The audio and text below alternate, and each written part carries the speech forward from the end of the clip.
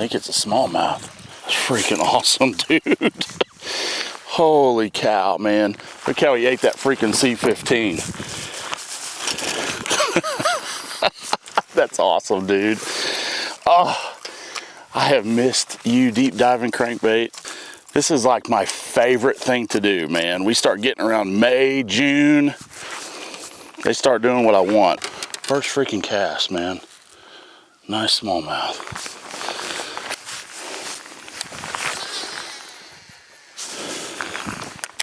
That's the bad thing about this time of year, dude.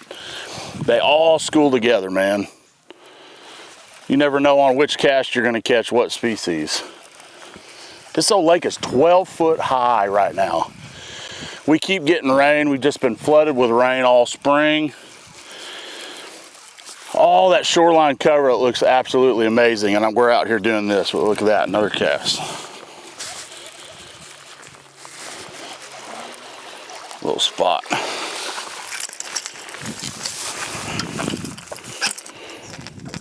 I mean, there is a pile of them out here.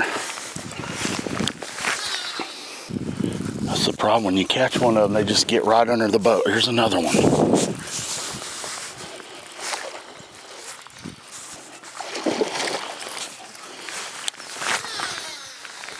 Man, it's kind of weird. They've not been really running a tremendous amount of current. You know, beaver has dumped in the lake here, and we've kind of been the holding tank just because the whole system is all backed up. But we got more rain coming. I don't know what they're going to do. Seems like they've been running a little bit of current in the evenings and only like 3,000 to 6,000 during the day. There's another one, man. That's crazy. First cast was a largemouth. Next cast was a smallmouth. Now they're just all healthy spots. There's another one. Dude, there's so many on this point. I bet you could sit here and catch freaking 50 of them. Okay, I'm gonna make a few more casts on this point. We're just gonna run down here. That's the cool thing about this. When they get on this bite, this is literally something that you can do all across the lake. You know, when the water comes up like this, you got a lot of color that kind of settles in areas. So, you know, areas that are used to being clear, now they've got a really good dinge, and those fish are not really used to that. So a lot of those fish that feed at night and come up shallow, you know, they use that darker water to come up there, and they just feel comfortable. So you got to take advantages of situations, and this is one of them. So, but man, I love covering water with a crankbait. You can literally just run point to point to point when they get on this deal. There's one.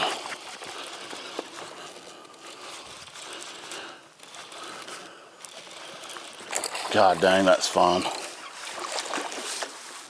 They're just freaking loaded on every point.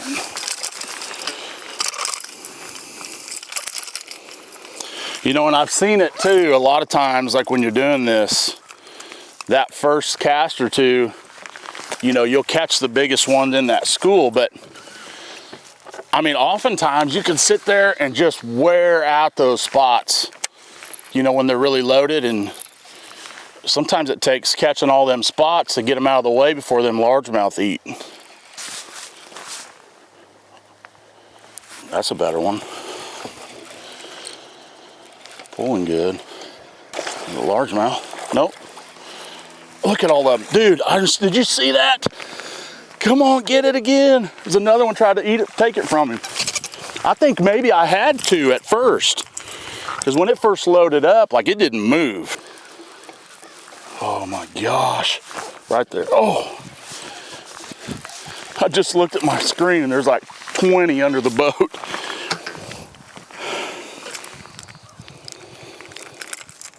Pull that school off. They're fighting over it on LiveScope, dude. That's freaking awesome, dude. This is literally like a school of 20 just fighting over it.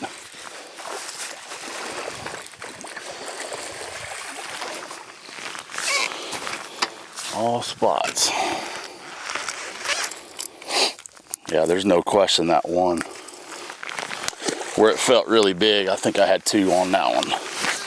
So many times this time of year when they get grouped up like this, man, I've had it where you throw this big plug out there and just catch 2 at a time for cast after cast after cast. There's literally that many fish out here. That is crazy, man. That C15 from 6 cents, I just tracked this C15 down to 25 feet, just right there. Unbelievable bait, man. I'm gonna pull out one of my other favorites. This thing literally tracks away from you better than any other spoon on the market. And I'm a 6 cents guy, obviously, but truly, like, you can make a bad cast and like it's gonna walk away from you, like more than any other spoon on the market, I promise you.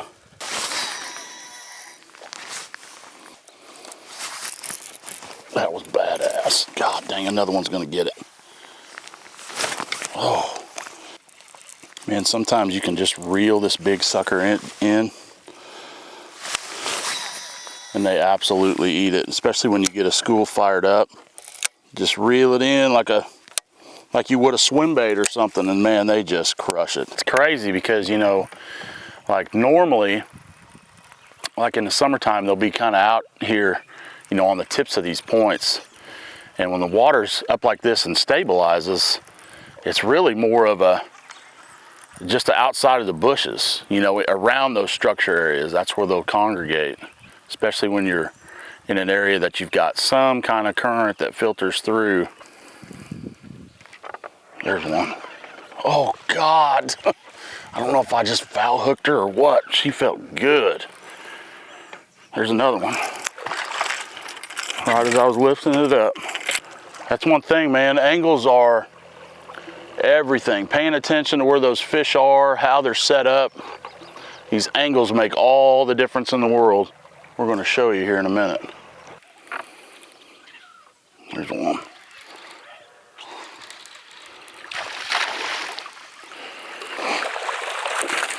You got him a mouthful.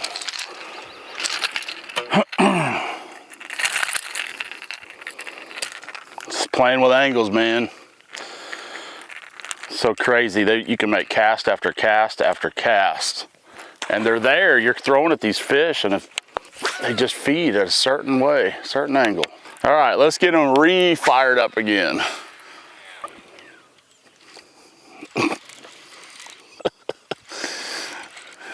Come off that ledge, man.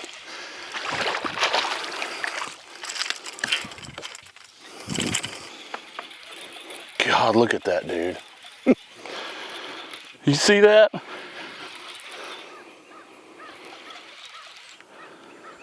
Just busted their ass up right there. I want to catch 2, man. A little one.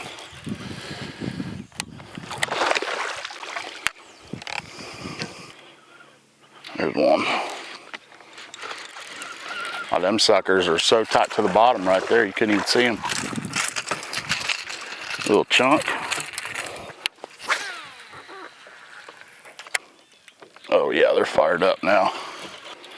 So funny, man. You can see one of their little heads popping up off the bottom there for a minute, and you just catch one and that it'll just totally ignite that school. There's one. Another little guy. Hey, we got him to eat something else.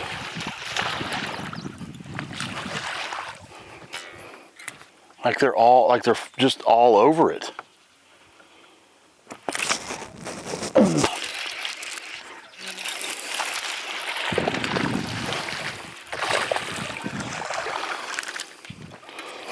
That's a fun bite, man. There's about 12 of them. Just every time I'd move that thing, they just chasing it. There's one. Oh, there too. No, it's another spot. We're gonna see if some of them are up there by the bushes. Golly, they should be. And when the water's up, really the biggest thing is these fish could really be like anywhere. It's like fishing a needle in a haystack. But what I found over the years is these areas that you can actually go in and reach the bank in areas that doesn't have so much cover, just more sparse covers, like individual bushes. Like you'll see these bushes right here. This would be like prime time right here. Something you can reach the bank, but on the outside, usually, especially on a kind of a drizzly morning like we have here, we do have still a little bit of a shad spawn kind of going on intermittently through the lake. It's not super strong right now, but enough to where there's, you know, the presence of bait fishing around some of these places. Doesn't seem like it's really lasted very long all year. And this 6-cent swim jig is freaking money, casting around these bushes.